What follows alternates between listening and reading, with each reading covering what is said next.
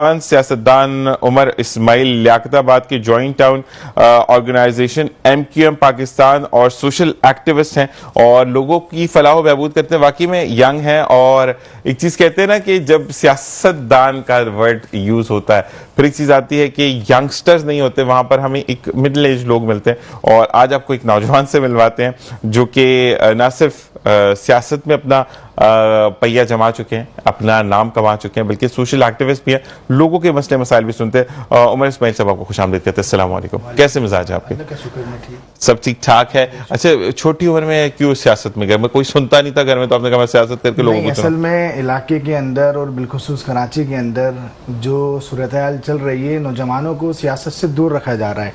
तो मैं ये समझता था कि अगर कराची की सियासत में और पाकिस्तान की सियासत में कोई किरदार अदा कर सकता हूँ, अगर मैं लोगों की बेहतरी कर सकता हूँ, तो मेरे लिए बहुत अच्छी बात है। अगर अल्लाह मुझे मौका दे लोगों की खिदमत करने का, तो बस छोटी सी उम्र में जो है वो अल्लाह ने ये सोच दे दी कि लोगों की खिदमत करनी है, सही, और लोगों की काम करनी है। अच्छा, मतलब जब नौजवान मिलते हैं तो वो नहीं कहते कि क्या और बहुत सारी फील्ड थी, क्यों सियासत में चले गए? देखें, अगर सारे ही लोग ये सोच लेंगे तो फिर जो है वो सियासत में कौन जाएगा, फिर जो है वो लोगों के काम कौन करेगा?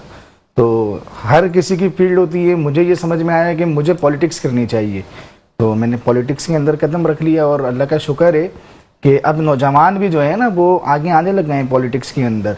और हमारे अंदर यही है कि हम जो है वो नौजवानों को पीछे रखते हैं। हम बातें तो बहुत करते हैं कि नौजवानों को आगे आना चाहिए, ये सिर्फ बातों की हद तक है।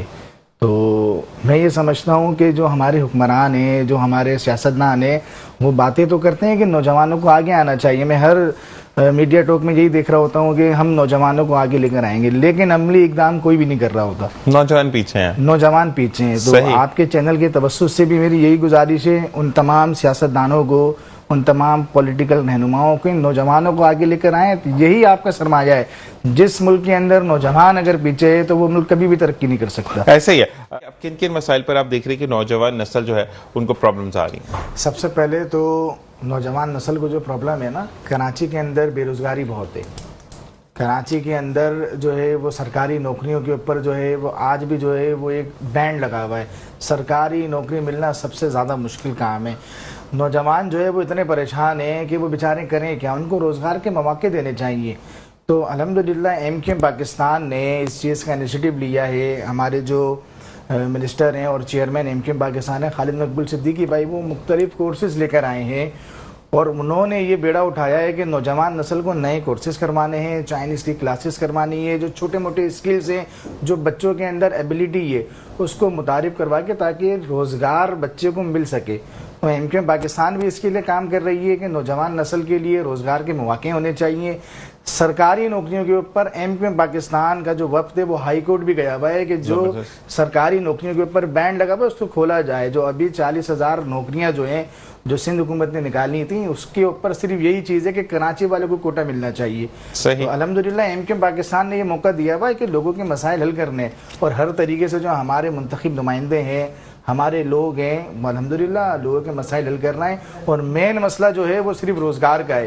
कराची शहर को मजबूत करना है ताकि हर बच्चा जो है वो यहाँ का मजबूत हो, मुनज़्ज़म हो और पाकिस्तान के लिए काम करे। लेकिन एक बात मेरे भाई, ये चीज़ भी सामने आई कि अब गवर्नमेंट में से ये आलम भाई भी कहेंगे कि वो पेंशन ख़त्म कर दिया, तो अब उन्होंने कहा कि गवर्नमेंट नौकरी हो या प्राइवेट नौकरी हो बराबर है। बिल्कुल ऐसा ही है, लेकिन हम तो ये कहते हैं कि जो जिस शहर की मुकामी नौकरी है ना, चाहे वो सरकारी नौकरी हो चाहे वो प्राइवेट नौकरी हो, वो शहर के मुकामी आदमी को मिलनी चाहिए। जबरदस्त। मतलब आप ये कहते हैं कि पहले अपने शहर के वासियों को नौकरी दे, फिर बाहर वालों को बाद में देखेंगे। ये तो बात वैसे सही है कि अगर हम जाते हैं तो वैसे ये देखा जाए तो पंजाब में पंजाब के जो आपका ID पर नंबर, आपका एड्रेस होता है, उसको फौकियत दी जाती है। और लेकिन फिर कराची को माई बाप भी तो ये इसीलिए कहते हैं ना कि कराची में जो भी आता है वो भूखा सोता नहीं है, उठता भूखा जरूर है। नहीं, बिल्कुल तमाम लोग हमारे भाई हैं, तमाम लोग हमारे बड़े अच्छे हमारे लोग हैं, लेकिन मैं ये कहता हूं कि अगर कराची के अंदर नौकरी है तो पहला हक जो है वो शहर के मुकामी आदमी को मिलना चाहिए। अगर नौकरियां बच जाती हैं, लेकिन कराची एक मेगा सिटी है ना, तो यहाँ पे बेरोजगारी बहुत है, तो पहले हक उसको मिलना चाहिए जो यहाँ का मुकामी है, जो यहाँ का रिहायश है। बाकी तमाम लोग, जितनी भी कौमियत के लोग हैं, वो तमाम हमारे भाई हैं, वो तमाम हम उनके लिए बड़ी हम इज्जत करते हैं, वो हमारे लिए काबिल एहतराम है। लेकिन हमारा भी तो कोई सोचे है ना कराची सबका सोचता है, कराची का कौन सोचेगा? कराची का हमने और आपने ही सोचना है। बिल्कुल ऐसे ही कराची को जब तक अच्छा, लियाकताबाद के अंदर भी 4 से 6 की लाइट जो है ना वो जा रही है। सही है। रात के टाइम, हालांकि नेपरा ने ये मना किया हुआ है कि भाई 12 बजे के बाद लोड शेडिंग नहीं करनी है। हमारी मुतादिद मीटिंग हो चुकी है, हमने कहा भाई आप कुछ भी करें, आपने रात में लोड शेडिंग नहीं करनी है। अच्छा, के इलेक्ट्रिक ने क्या किया, लाइट बंद कर दी, लोगों ने जलाव कर लिया, घेराव कर लिया। देखिए ये मसले का हल नहीं है। मसले का हल ये है कि जहां पे आपने एहतजाज करना है ना वहां पे आपने करना है। रात के 10 बजे आप रोड बंद कर देंगे, ना के इलेक्ट्रिक वाले को कोई असर पड़ेगा, ना ही उनके अहदेदारान को कोई असर पड़ेगा। तो एमक्यूएम पाकिस्तान इसके ऊपर भी काम कर रही है कि भाई 12 बजे के बाद लोड शेडिंग नहीं होनी चाहिए, और अगर ये नहीं मानेंगे तो नेपरा भी जाएंगे। हम ये वाली चीजें